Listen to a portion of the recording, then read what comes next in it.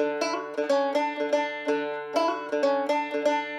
suis Guillaume et je fais partie du collectif Disco Soup qui organise des événements pour sensibiliser le grand public au gaspillage alimentaire.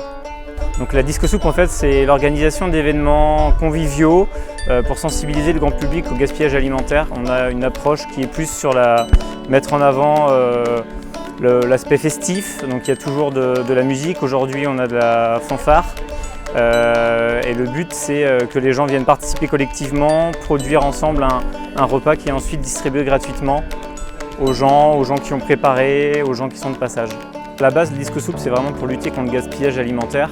On a remarqué qu'il y a beaucoup de choses qui étaient jetées, que ce soit dès le maraîcher qui va produire ses fruits et légumes qui ne va pas tout vendre, ensuite les grandes surfaces qui jettent également.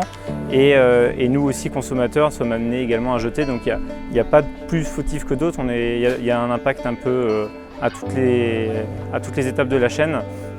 Et selon les études, il y a entre 30 et 50% des fruits et légumes qui sont produits, qui sont jetés, qui ne sont pas consommés par la population. Donc voilà, la Disco Soup, le but c'est vraiment de sensibiliser les gens à ça. On récupère les fruits et légumes, nous, auprès de grandes surfaces, sur les marchés, des choses qui auraient dû être jetées. On ne se positionne vraiment pas en concurrence d'associations qui font déjà le boulot très bien, mais il y a encore des choses qui finissent à la poubelle et nous on est vraiment sur cette action. Donc l'action de Disco Soup est pour le moment assez ponctuelle, donc on est vraiment sur des événements très ciblés, c'est une journée, on est ici pour 3 heures.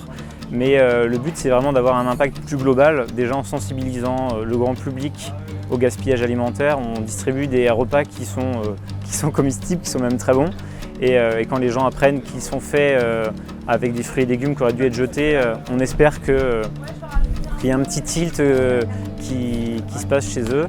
Après, il y a aussi une partie du collectif qui agit au niveau national, qui a l'occasion de rencontrer des personnes du gouvernement pour apporter une pierre à un édifice plus global qui concerne tout le monde.